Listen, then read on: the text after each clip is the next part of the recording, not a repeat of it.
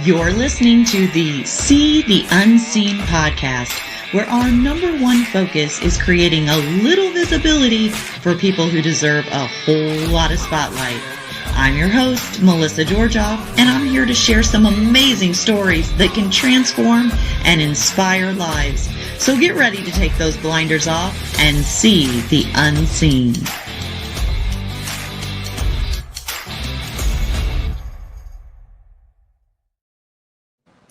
Welcome to the podcast. Today, I'm joined by Philip from MakeGood. MakeGood is an inspiring nonprofit using design and 3D printing to create free assistive technology devices for people with disabilities all around the world. We'll explore how creativity, compassion, and community come together to make a real difference, one design at a time. Welcome to the podcast, Philip. Well, thanks a lot for having me, Melissa. Of course. So the reason I wanted you on the podcast was because I saw one of your TikToks, and I come from the complex wheelchair industry that I spent 30 years there. Now I work for a catheter company where I'm the chief contracting officer. But I saw your TikTok, and it was that you made this wheelchair from a 3D printer, and I was blown away. My mind was blown away. So that's why I reached out to you, because I want to hear a little bit about how this company got started and what MakeGood is all about. Yeah, so MakeGood was started in 2021 by someone named Noam Platt. He has a background in architecture and design from that end of the spectrum, and he had gotten into making adaptive devices, and he had made a portable wheelchair or a shower chair for a family. And that was his first project. And he decided to start the nonprofit in 2021. And then it started being as just him. And then in 2023, I met him. He's a friend of mine, happened to be in OT school, and he did a talk at the school, and she's like, check out this person's Instagram. He's making some cool stuff. See what it's about. So I connected with him, and he happened to live really close to me, coincidentally. And so he's like, yeah, if you have any ideas, you want me to try making things, let me know. So I had some just unusual ideas, like for things that, weren't really out there, one of them was a way to hold my phone a bit easier and take pictures. And so we just started like that. We met at a coffee shop, and we're kind of just bounced some ideas around. He's like, all right, I'm going to go, he took the sketches he made while we were sitting down. And then a week or two later, he had a design of something he had printed. So he showed it to me, and, we experimented with it and, did some revisions, prototyping, and, kind of revised it a few times. And yeah, it worked. What we came up with worked somewhat well, but wasn't great. But, he showed me how he was doing it, with CAD, just using Fusion 360, and then printing it on a bamboo printer that he had. And, after showing it to me and like the workflow and how he modeled things, I was like, I kind of want to try this. So, I had a little familiarity with 3D modeling from way back when I was in college. So I was like, let me try it. And I basically picked it up and spent some time teaching myself Fusion and CAD modeling. And then I got one of the bamboo mini printers and started experimenting on my own. And then, it kind of went from there. And then he asked me to start collaborating with him on devices for other people. And then we started working together, regularly. And then he eventually is like, hey, come and work with me, doing this pretty much full time. And then, yeah, so it was me and him for a bit. And kind of around when I had met him was when he had gotten some attention with CBS covering the toddler mobility trainer, is what it's called. It's a basically it's a wheelchair or a tra- it's called a mobility trainer, but effectively it looks like a wheelchair for kids that are at an age where they're growing really quickly, and insurance companies don't want to pay for wheelchairs for them because it won't, they say it won't last for very long. They're growing too quickly, and then so it's there was a bunch of kids. I mean, there are lots of kids out there that need some sort of mobility and to try and like get moving the same way other kids may be crawling and starting to stand up. But with whatever condition they have, they're not able to. So that was one of the first things bigger projects that he had done, and he had started one of those with a local university, kind of around when I had met him. And so the Tyler Mobility Trainers, they were a design that a nonprofit from Israel came up with. It's called Tom Global. And so that design has been around for a number of years.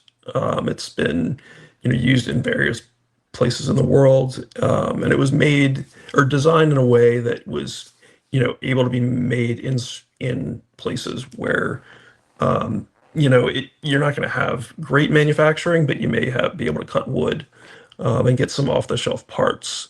But it still pose a lot of challenges to fabrication and assembly for those.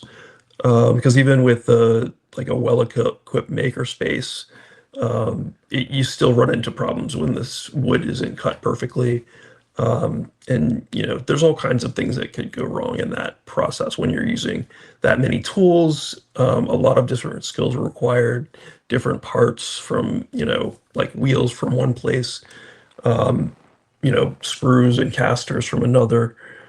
So it was hard to have consistency, in depending on where you were in the country or the world. So one of the things that, we started thinking about was a way to potentially 3D print everything in the chair. Because at first, like I said, it was made out of wood and a lot of off-the-shelf parts, but we started 3D printing some like accessories to it, and different things. So, we started bouncing around the idea of trying to get it designed so we could 3D print it entirely, because with the way, especially these type of printers, these 3D printers have evolved in the past few years. They're getting cheap enough and reliable enough that they're almost becoming appliances for some people. I mean, it's really they're surprisingly easy to use. So, you know, with these companies can ship printers all over the world. So we were thinking, it would be great if you could be able to print an almost entire wheelchair anywhere you could ship one of these printers. And these printers they're not that big. I mean, it's maybe the size of a couple microwaves stacked on top of each other. So Wow. so we started looking around. Gnome found some other partners that were interested in uh, taking a stab at redesigning it. So we started collaborating with industrial design firm out of Denver called Link PBC, and a guy that started that named Skylar Livingston. And then we also partnered with Tom Global, the nonprofit in Israel that had come up with the original TMT design. So over the past, maybe, I guess it's 6 to 8 months now, we've been working on that. And we think we've come up with a pretty good design. We're kind of in the testing stage now. But yeah, so that's kind of the path we came to get here. That's incredible. Philip, thank you for sharing that with me. And I want to kind of back up a little bit because I think the listeners would want to know, how did you get into this business and why did you get in this business? Right before we jumped on the podcast, you were telling me a little bit about your background. yeah, can you just kind of explain your situation and your background? Yeah, so my school background was in finance and economics, so nothing related to design necessarily. But I was injured in a mountain biking accident in 1999, and I broke my neck in C4, 5, and 6.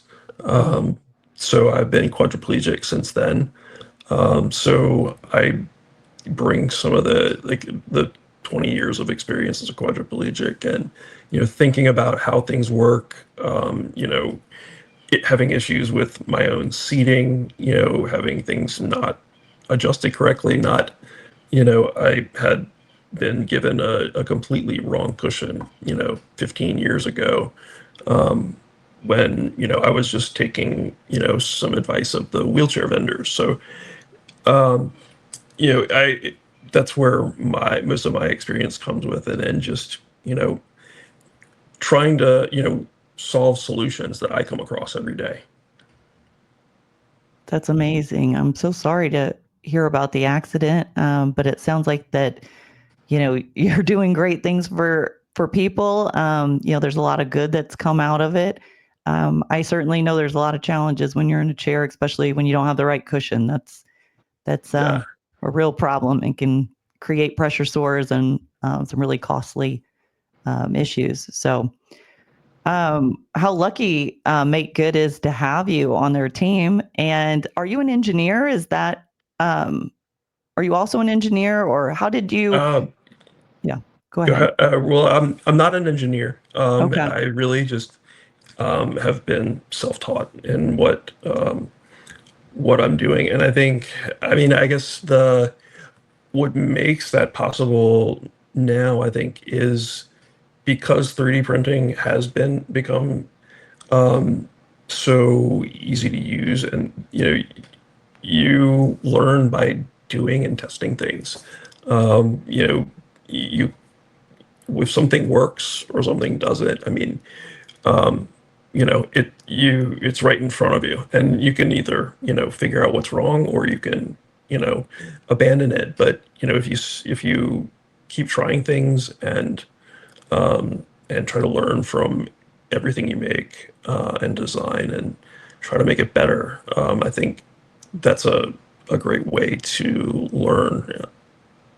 Yeah, walk me through the process because I don't really know much about 3D printers except for what I hear that, they're making organs or something with them.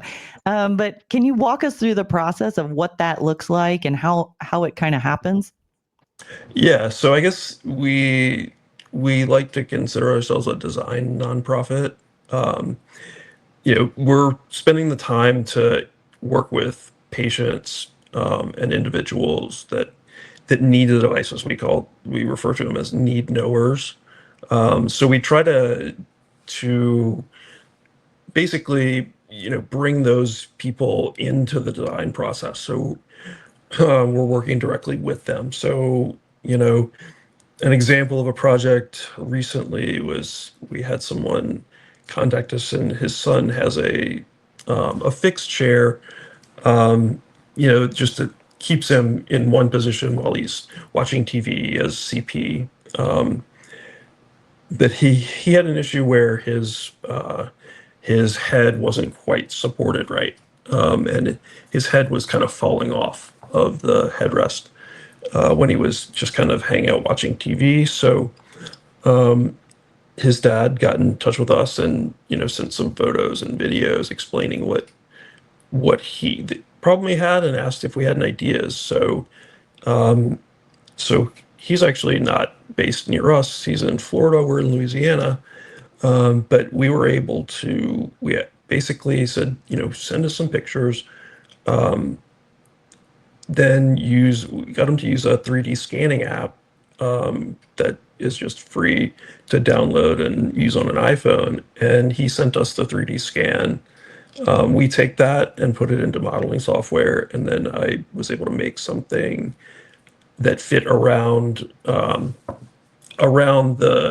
headrest, and was able, so it basically sits around the headrest, supports his head if it were to fall off, and then so 3D printed that. We also made cushions out of flexible filament. So a lot of the process is the design work, and then 3D printing is once you get through the design work, you basically just export a mesh file and you send that over through the printer software. And I mean, like I said, printers are pretty easy to use. So I mean, you don't have to do a whole lot, beyond some basic setup when you're sending things to the printer, and then yeah, you send it and it works overnight or in a few hours. But yeah, it's not a very complicated process. The 3D printing itself is, at least what we use, it's called FDM. It's kind of, if you imagine a glue stick, like pushing the glue through there, basically heats it up, melts it, and then it's basically putting out a line. It's just a glue stick on a miniature scale that just is continuous. So that's a bit of a description of like how that actually works. But yeah, and the machines pretty much take care of running. I mean, occasionally we'll have issues with, print failing, but I mean that's par for the course, and it doesn't happen too often. But yeah, that's kind of the process. It isn't a very complicated situation.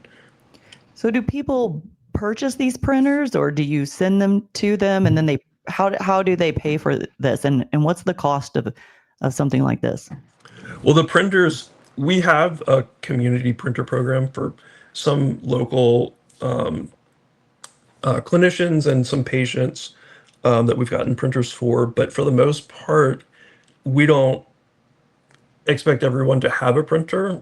So as far as cost goes, we don't charge for anything. We provide everything at no cost to the individuals. We run on donations. But yeah, so we don't charge for the devices because yeah, we think part of the issue with getting these types of devices and solving these sort of problems is that it's probably not a device that's ever going to be commercial, that's going to sell a lot of things or sell a lot of copies, because it either needs to be tailored to an individual for a specific situation or a small group of individuals.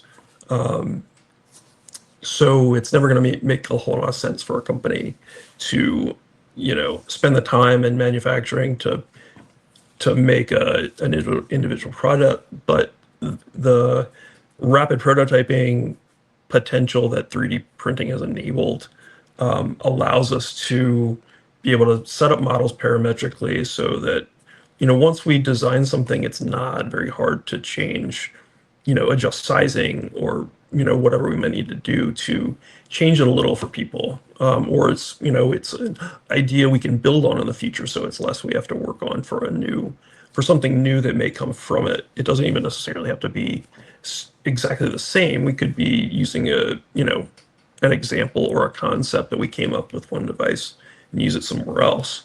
But those factors are what allows us to provide things at no cost. Because the for some things, like, I guess here's an example. I have this. It's a phone holder. This is something I came up with. Told my phone. It just uses a MagSafe magnet that are built in to iPhones now, and then 3D printed this cuff that I can hook around my hand. So you can see that there. Very cool. And so this is probably like 75 cents of plastic. And then the magnet itself is the most expensive part, because we don't have a great way of sourcing things like that. So like that's a magnet off of Amazon, which we we have been working on ways to source parts like that in a cheaper way so that we can, you know, provide it, uh, you know, provide it at the lowest cost possible. But but yeah, so that's an example. Like the cost of actually manufacturing and printing these devices really isn't a whole lot.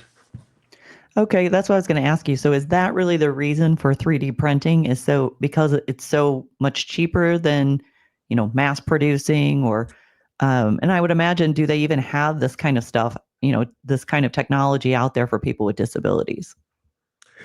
Well, 3D printers, I think, are really accessible to, I mean, anyone that wants to attempt it. Because I mean, you can get them. I mean, they're like some of these printers that are reliable and work well are a couple $100s now. Hmm. And you can buy them where? Anywhere or You can buy them at. I mean, there are some. I don't know if Best Buy may have them.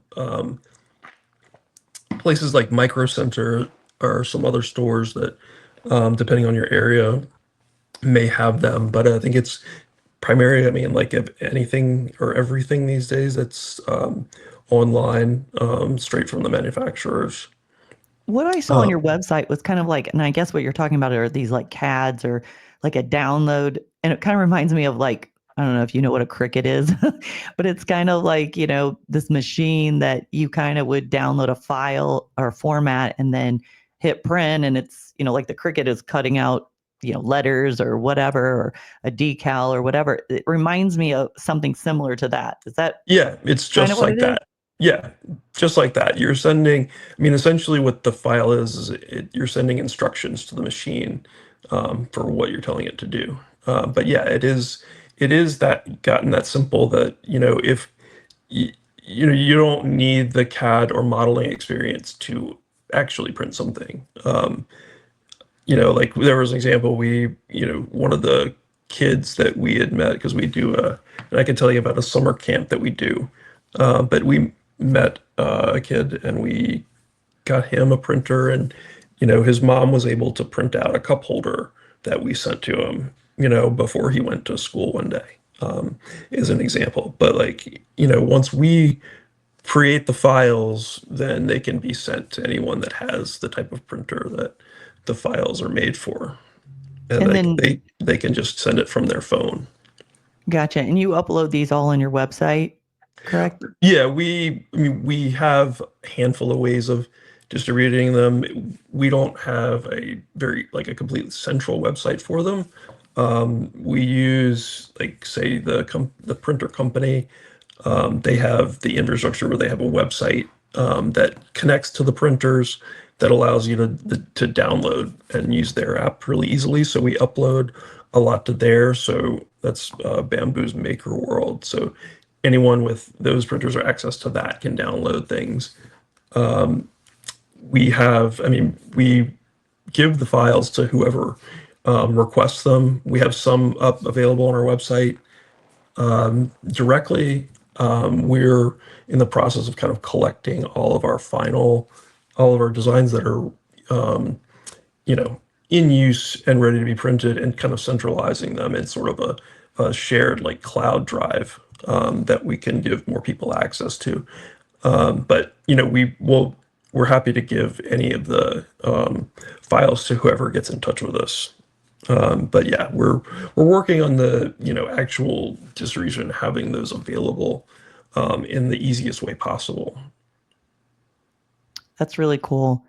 So tell me a little bit more about the toddler mobility trainers. So are these, you said that you can make them any different, all different sizes. Are you customizing it then? Are you taking the measurements?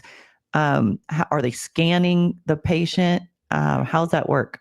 Well, these we don't have different sizes in the Tyler Mobility Trainer yet. I guess Okay. originally the Tom design had two sizes. There was a small and I guess a large. For some were for kids, I think up to 3, and then the other size was for kids up to like 7 or 8. So the first one we've designed was the bigger version. We don't have plans at this point make it fully customizable. Or at least like we're not going to be sizing it for every kid.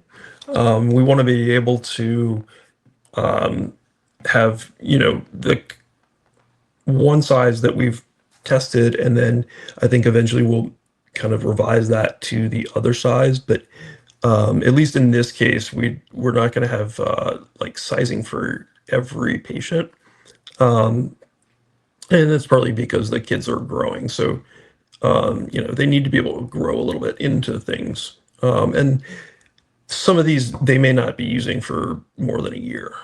Yeah, that's what I was gonna say. I mean, most of these really are little kids who are really just trying to figure out whether they can use mobility and how they're gonna navigate it, and maybe they're not ready for that manual wheelchair yet, or Yeah, a custom manual wheelchair or power chair.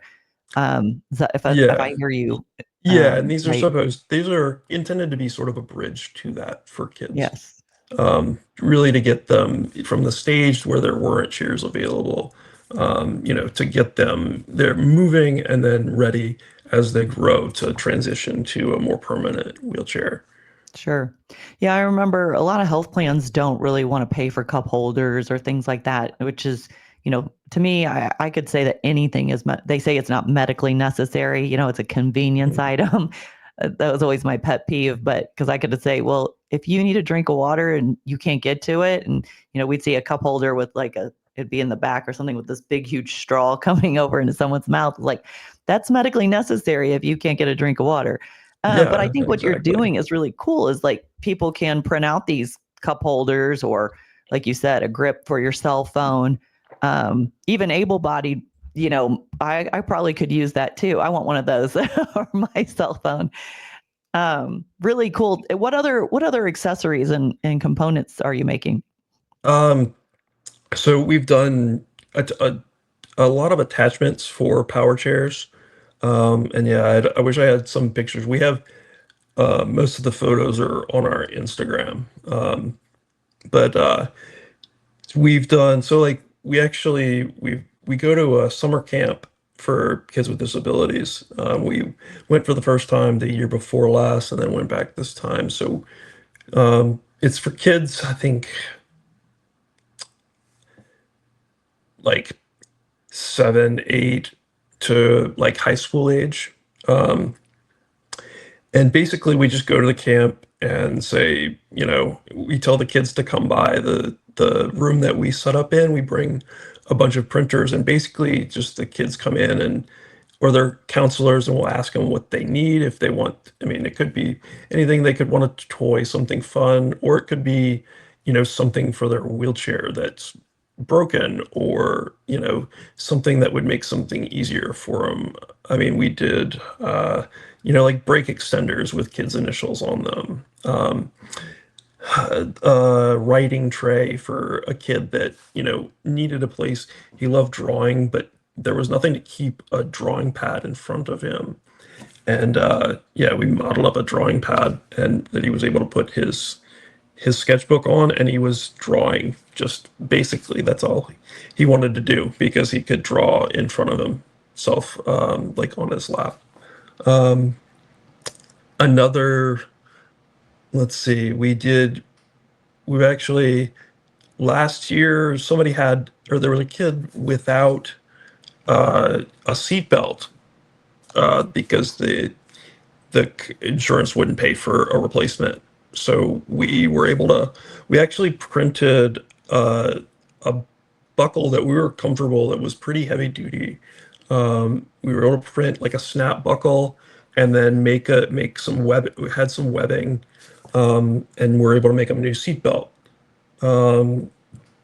So let's see that, I've made some attachments. I mean, there was a kid with a smart drive dial mounted on his manual chair, but it was with a metal bracket that was cutting his legs up, that somehow nobody had bothered to change, or do something about. And because I use a smart drive also on my chair, so I had made uh, a mount for the smart drive dial to extend, like, just that raises it like 40 millimeters for me. So yeah, we were able to just print out the smart drive dial bracket that I had made for myself. We printed out for him, so he had that. So we were able to get rid of this metal bracket that was tearing his legs up. That is so cool. So like those are some examples. Um, but yeah, it's all kinds of stuff. It's really just what we're presented with. We'll tackle any sort of problem that people come to us with. Yeah, I think about, just how challenging, wheelchair repairs are, and how, they're really, they're not very profitable actually. And nobody, Mhm. really wants to pay what they should be paying for repairs. But how cool would it be for you to have these 3D printers in a lot of these, the complex wheelchair companies in their shops so that they could print out something really customized for the individual. Have you been kind of networking and talking with some of the complex wheelchair companies? We haven't really. I mean, we encounter them at conferences, I think, because like one of the things that we had made was a seatbelt dock for someone. What's it? Someone that um, she's actually our director of communications. She has cerebral palsy, and she was having trouble with her power chair. Her seatbelt would fall because there was no place to secure it when she was transferring. So, her therapist and they were saying like, well, you need to learn how to stretch and so you can reach down and pick it up. Well, I mean, that was really isn't ideal for her to have to reach down and, while it's good to, you know, try to improve the function you may have, it's just some things just aren't realistic. So an example, so that example is, we made a seatbelt dock basically. So there was, I forget the manufacturer at the moment, but the manufacturer had a pretty standard accessory bracket made onto the armrests. So we were just able to make something that fit into that bracket that she was able to just put her seatbelt in, kept it from falling, and it solved her problem. And we kind of ran into the to some reps of the wheelchair manufacturer that made that chair and showed them that, and they were like, "Oh, that's really cool," you know, that's a great idea. And, we're like, well, why don't y'all make something like that? And their response was, well, it's not going to make money. You know, their company is focused on the next big wheelchair, not solving small problems that come up for users, on a day-to-day basis that may be a flaw in a design, but they're not I mean, they don't have and won't dedicate the resources to go and fix those small problems. So, stuff like that is stuff that we feel like we can tackle. And then, with the way we treat design and the way we want it to be open source is that we want to just spend the time designing things, put it out into the world, and then, people can use it themselves or they can improve on it and make it better. We're kind of starting the ball or getting the ball rolling on different things. So, maybe down the road, we could get wheelchair manufacturers to say, what have or what have you seen that is a problem? Have you fixed anything? Or maybe if we can go to them and say, look, this is a problem we've addressed. Maybe you should, include this on, a future product or something like that. So, that's just kind of an idea at this point. We don't have any ongoing relationships with them, but like that's something I think we would like to do in the future. Yeah, if you ever need some connections, I'd love to connect you to, Permobile and Sunrise and Pride Mobility and, all these different wheelchair manufacturers because, and even some of the bigger CRT companies, because what you're doing is just amazing. It's just helping so many people with like you said, these are custom things and things that really can impact people with disabilities. So really cool. Uh, this is awesome. So what's one of the stories that like you've designed something that's really impacted you, that's really kind of was just like a aha moment where, you just couldn't believe it really changed someone's life? Uh, I I guess it while it's not maybe I guess it was something so simple. I think it was when someone it was actually at the camp that we went to, a girl that was seeing impaired said, she had trouble uh y- basically holding a flashlight. She would always have to have a flashlight held with her cane 'cause she wanted basically the flashlight to follow where her cane was moving. And she was having a lot of trouble with that. And, she was like, I just want something to attach my flashlight to the cane. And I mean, it's such a simple idea. It's really just two semicircles that in plastic that snap, that we had to measure the size of the cane and you measure the size of the flashlight and make it snap together. But just it's something so simple, but it can make such a massive difference in, you know, her being able to, I guess I think people without disabilities may underestimate the significance of, something so seemingly small, but that can make a big impact in, your everyday and how you interact with the world. Sure. I know a lady from Colorado. Her name was Priscilla Carlson. She was in a complex wheelchair. She had spinal muscular atrophy, I believe. But would tell me that when she was in a wheel, we had her wheelchair and we were repairing it, that she couldn't eat, she couldn't drink because she couldn't get out of bed.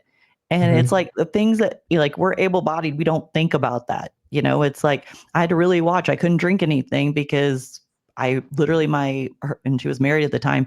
Her husband was at work and she just couldn't get out of bed. The things we take for granted and the little things that you're doing to make such a big difference. It's amazing. It's awesome. So it has to be so rewarding to work for this company. Um, Yeah, I really enjoy it. Especially, yeah, seeing people, the expression on their faces when they figure out they can do something, or that they haven't been able to. I think another example was we were actually at the 3D printing festival. It's not healthcare related, it's just kind of an event for people interested in 3D printing, in Loveland, Colorado. And there was a kid that came through. He was a teenage age, I think, but he was a lower arm amputee, and he was holding his phone, basically, with the lower part of or the his forearm that was amputated was basically holding his phone against his body, and then using his other hand to use the phone. And we handed him a phone holder I made. And he just put it on his arm and was like, I can, a phone, you can hold a phone like basically, as normally as possible. So yeah, seeing things like that, and just for him to walk away like I can, just coming through, use, at a place like that, and comes out, with a new way of holding his phone that's way more comfortable and way more usable than he thought possible. so cool. So, you said that it's a charitable organization. So I would imagine you have a lot of sponsors. How can people help and sponsor what you're doing? Um, well, really, I guess following our Instagram, you can see what we're doing there. And what is your And Instagram? it's Make Good NOLA. So Make Good, all one word, and then NOLA. Okay, Make Good NOLA. Yeah.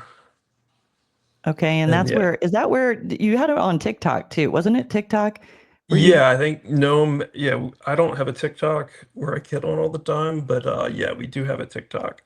And yeah, I think the name's the same. It should be the same handle. But yeah, that and our website, it's makegood.design.